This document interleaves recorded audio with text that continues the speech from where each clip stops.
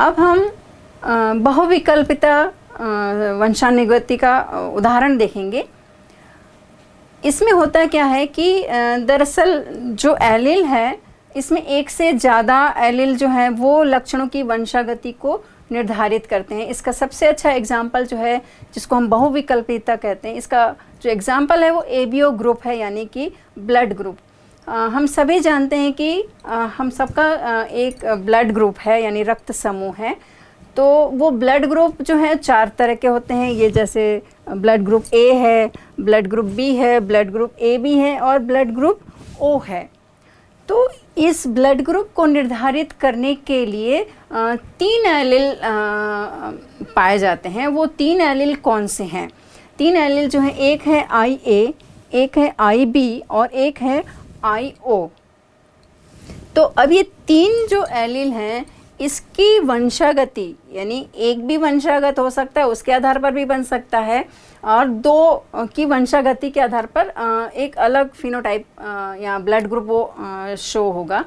तो इन 3 के आधार पर, इनकी वंशागति के आधार पर जो जीनोटाइप बनेंगे उसकी हम बात करते हैं। यदि ए जैसे है, यानी IA जो है, ए जो ब्लड ग्रुप ए है, उसकी जो जीनोटाइप क्या होगी, IA और IA और IO।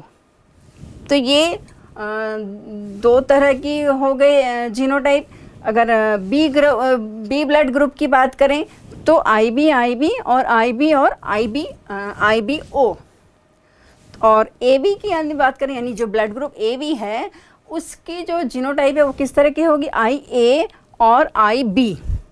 तो ये जो AB जो ब्लड ग्रुप है, ये सहप्रभाविता का भी एक उदाहरण हो सकता है, क्योंकि इसमें जो है दोनों लक्षण जो हैं वो प्रदर्शित हो रहे हैं, यानी अपना प्रदर्शन करते हैं, यानी उनकी वंशागति साथ साथ होती है। तो ये AB जो ब्लड ग्रुप है सहप्रभाविता का भी उदाहरण है। और एक ब्लड ग्रुप O देख रहे हैं, इसकी जो जीनोटाइप है IO और IO, यानी दोनों एलील जो हैं, यदि IO होंगे तभी ही ब्लड ग्रुप जो है वो O का होगा। तो अब हम जो हमारा ब्लड ग्रुप है वो कैसे निर्धारित होता है उसकी बात करते हैं। तो बच्चों, अतुल तुम बताओ, तुम्हारा ब्लड ग्रुप क्या है? मैडम, मेरा ब्लड ग्रुप O है। अच्छा, तुम्हारा ब्लड ग्रुप O है। क्या तुम जानते हो कि ये ब्लड ग्रुप O कैसे आया होगा? तुम्हारे जनकों का, यानी तुम्हारे पेरेंट्स का ब्लड ग्रुप किस तरीके का होगा? तो इसको भी हम एक चेकर बोर्ड, यानी पुनेट का स्क्वायर बोर्ड जो है, उसके आधार पर इसको देख लेते हैं।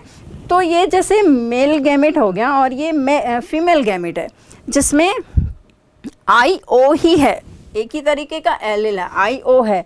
तो जो संभावित जो संतति होगी उसमें भी ब्लड ग्रुप किस तरीके का होगा, O ही रहेगा।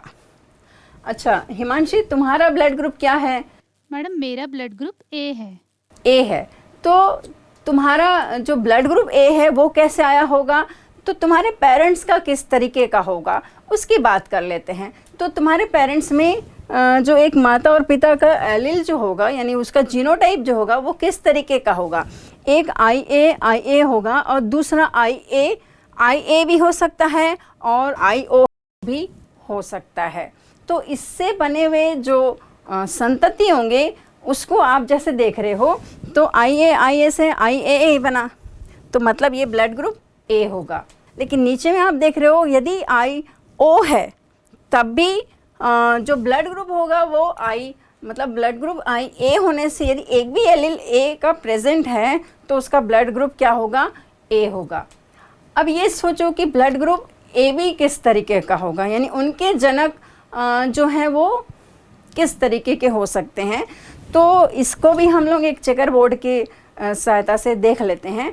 तो ये जैसे IA IB है और नीचे जो है IA और IB है, तो इसके एलील के आधार पर जो बन रहे हैं IA और IB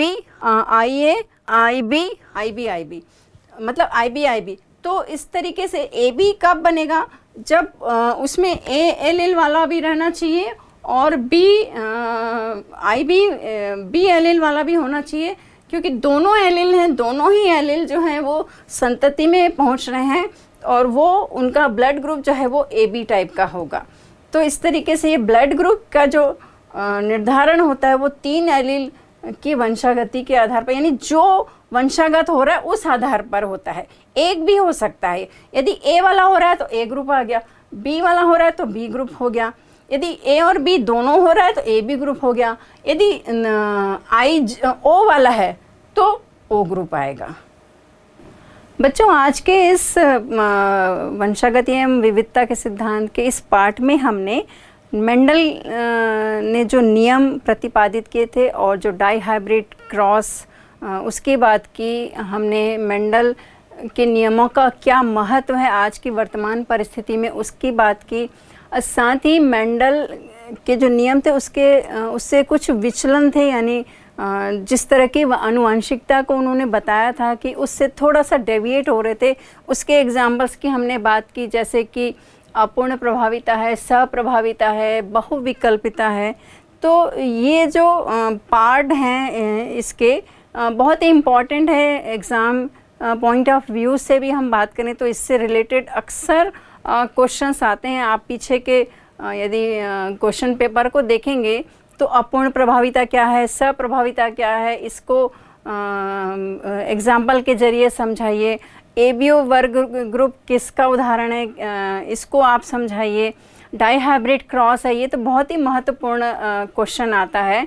और फिर इनके द्वारा जो प्रतिपादित नियम हैं वो 3 नियम, तो ये सब जो है अच्छे से हम प्रैक्टिस कर लें। जो डाई हाइब्रिड क्रॉस है किस तरीके का वो बन सकता है, एक्चुअली में उसमें यदि हम गैमेट्स प्रॉपरली बना लिया तो हमारा जो आगे का जो संतति जो बनाते हैं वो आसान हो जाता है। उसके अकॉर्डिंग फिर आप उसका जो भी फिनोटाइप है वो लिख सकते हो। तो ये बार बार प्रैक्टिस से हो सकता है। ऐसे ही अपूर्ण प्रभाविता, सहप्रभाविता और बहुविकल्पिता, ये भी यदि हम जो ड्रॉ करते हैं डायग्राम, उसके ज़रिए यदि हम प्रैक्टिस कर लेंगे तो हम इसको बहुत अच्छे से परफॉर्म कर सकते हैं। तो कोशिश करें कि इसके जितने भी पार्ट हैं वो बार बार आप प्रैक्टिस करें।